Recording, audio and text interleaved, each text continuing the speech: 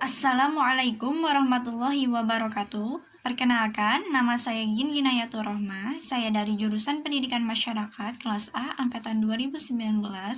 Saya di sini akan membuat sebuah video mengenai landasan dan juga asas dari kurikulum.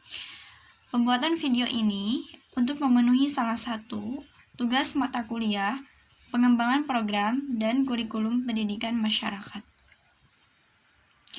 Kurikulum merupakan inti dari bidang pendidikan. Pada hakikatnya, pengembangan kurikulum itu merupakan usaha untuk mencari bagaimana rencana dan pengaturan mengenai tujuan, isi, dan bahan pelajaran, serta cara yang digunakan sebagai pedoman penyelenggaraan kegiatan pembelajaran yang sesuai dengan perkembangan dan kebutuhan untuk mencapai tujuan tertentu dalam suatu lembaga. Nah, mengingat pentingnya kurikulum dalam pendidikan dan kehidupan manusia, maka penyusunan kurikulum tidak dapat dilakukan secara sembarangan. Penyusunan kurikulum membutuhkan landasan-landasan yang kuat, yang didasarkan pada hasil-hasil pemikiran dan penelitian yang mendalam. Penyusunan kurikulum yang tidak didasarkan pada landasan yang kuat dapat berakibat fatal terhadap kegagalan pendidikan itu. Menurut Mashkur, pada tahun 2019, dalam bukunya yang berjudul Teori dan Telaah Pengembangan Kurikulum, ada 3 landasan kurikulumnya itu. Yang pertama adalah landasan filsafat.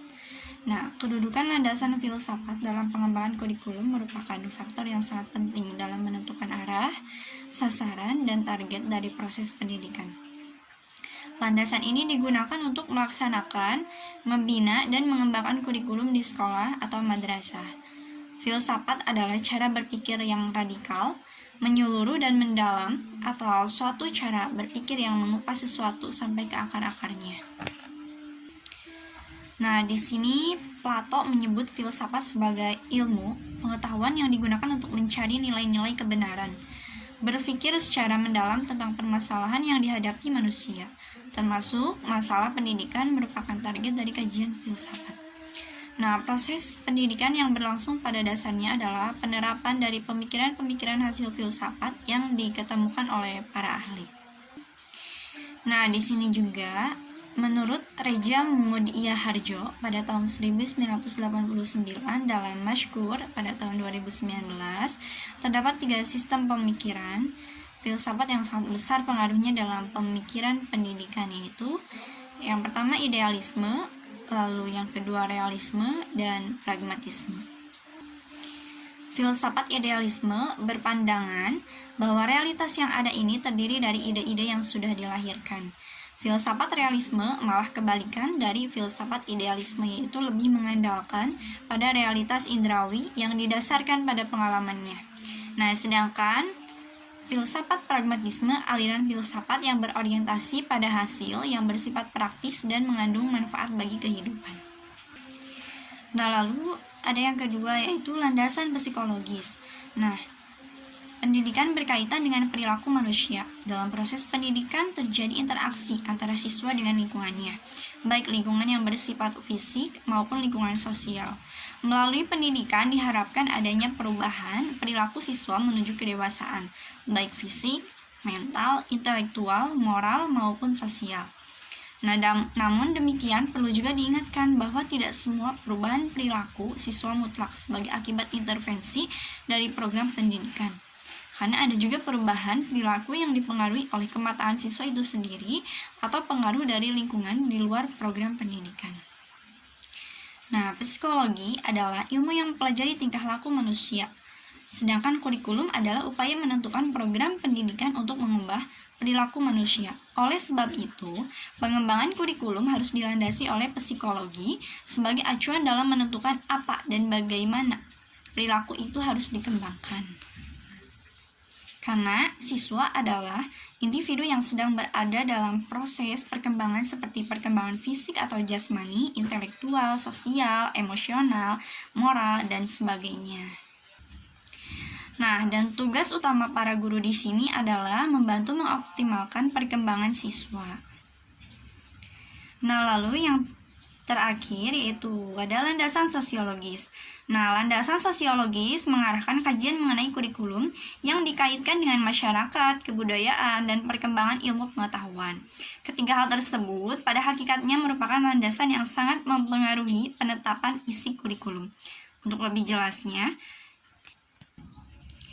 masyarakat itu adalah suatu kelompok individu yang terorganisasi yang berpikir tentang dirinya sebagai suatu yang berbeda dengan kelompok atau masyarakat lainnya. Nah, sebagai akibat dari perkembangan yang terjadi saat ini, terutama sebagai pengaruh dari kemajuan ilmu pengetahuan dan teknologi, kebutuhan hidup masyarakat semakin luas dan semakin meningkat sehingga tuntutan hidup pun semakin tinggi. Perkembangan masyarakat tersebut menuntut tersedianya proses pendidikan yang relevan. Nah, pendidikan harus mengantisipasi tuntutan kehidupan dalam suatu masyarakat, sehingga dapat mempersiapkan anak didik untuk hidup wajar sesuai dengan kondisi masyarakat di mana mereka hidup.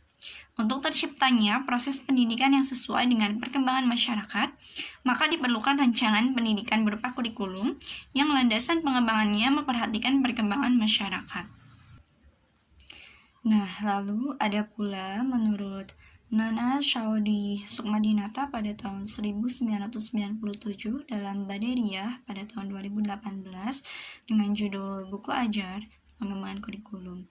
Menurutnya, ada 5 landasan yang dapat dijadikan acuan dalam mengembangkan kurikulum, yaitu yang pertama filosofis, yang kedua psikologis, yang ketiga budaya, yang keempat pengetahuan, ilmu pengetahuan dan teknologi, dan yang terakhir, yang kelima yaitu landasan organisatoris.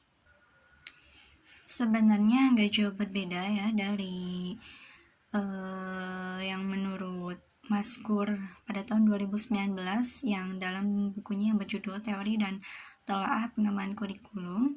Nah, menurut Baderiyah pada tahun 2018 juga di sini ada landasan filosofis, lalu ada landasan psikologis, lalu ada landasan budaya. Nah, kurikulum karakter bersumber pada nilai agama dan nilai sosial budaya yang terpuji. Bangsa kita yang mayoritas muslim dan secara turun-temurun hidup dalam budaya yang harmonis, serta gotong royong hendaknya menjadi acuan dalam penyusunan kurikulum, sehingga kurikulum kita semestinya berisi tentang pengalaman agama yang benar, membudayakan kebiasaan gotong royong, dan santun pada setiap jenjang pendidikan. Nah, karena peserta didik berasal dari masyarakat, mendapatkan pendidikan baik formal maupun informal dalam lingkungan masyarakat, dan diarahkan bagi kehidupan masyarakat pula. Kehidupan masyarakat dengan segala karakteristik dan kekayaan budayanya menjadi landasan dan sekaligus acuan bagi manusia mengenal peradaban masa lalu, turut serta dalam peradaban sekarang, dan membuat peradaban masa yang akan datang. Lalu ada landasan ilmu pengetahuan dan teknologi.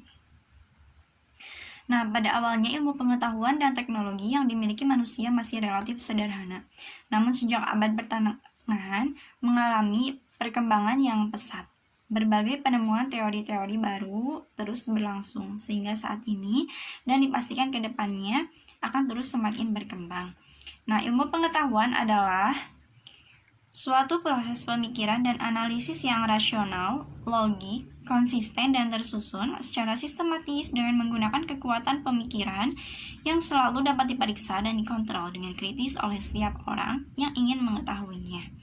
Nah, lalu teknologi adalah pemanfaatan ilmu untuk memecahkan suatu masalah dengan cara mengerahkan semua alat yang sesuai dengan nilai-nilai kebudayaan dan skala nilai yang ada. Teknologi juga merupakan aplikasi dari ilmu pengetahuan ilmiah dan ilmu-ilmu lainnya untuk memecahkan masalah-masalah praktis. Berikut beberapa hal yang melatar belakangi dijadikannya IPTEK sebagai landasan kurikulum. Yang pertama, kegiatan pendidikan membutuhkan dukungan dari penggunaan alat-alat hasil industri seperti televisi, radio, video, komputer, dan peralatan lainnya.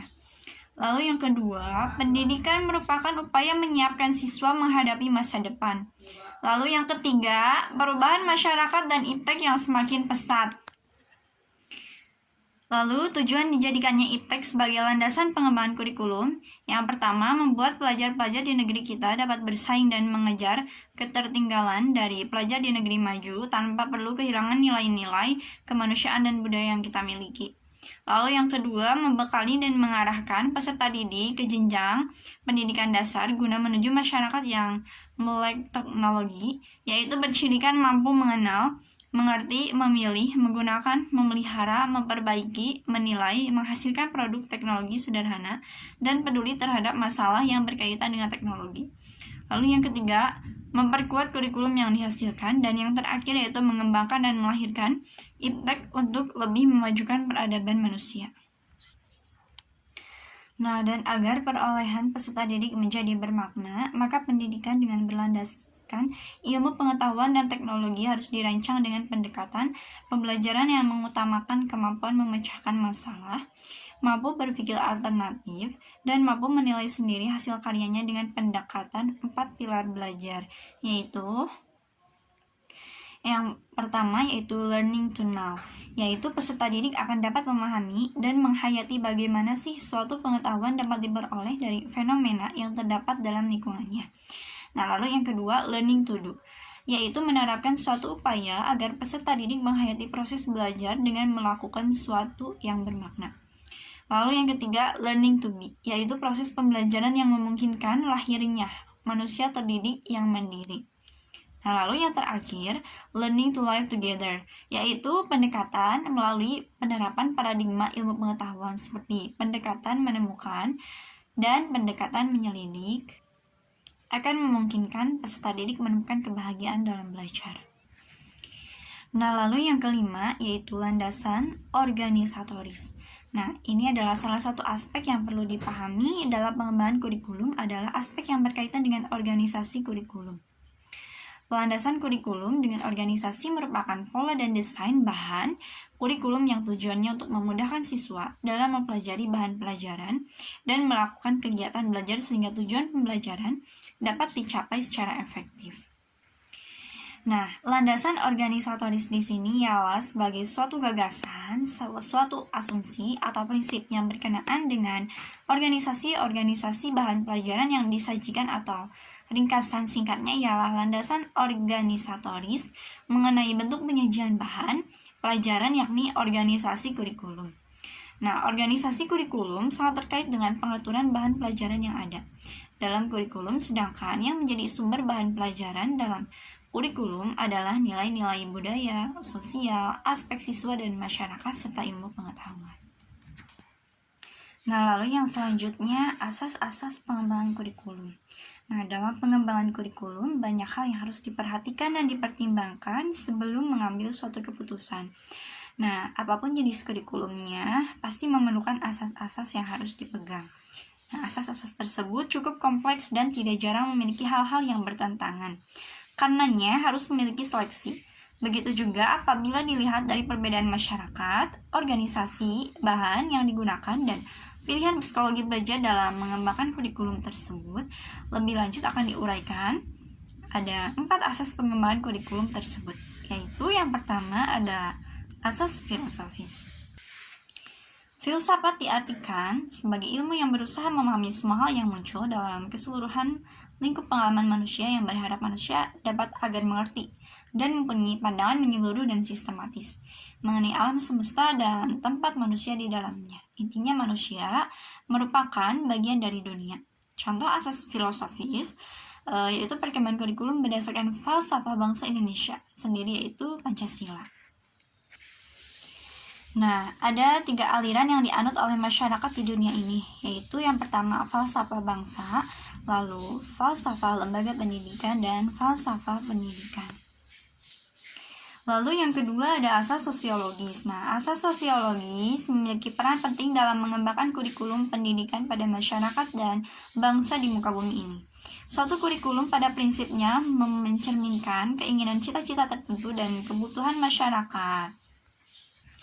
Nah, contoh asas sosiologis di sini yaitu pengembangan kurikulum berdasarkan apa yang terjadi dalam sosial masyarakat, apa yang diinginkan masyarakat, dan apa yang dibutuhkan masyarakat.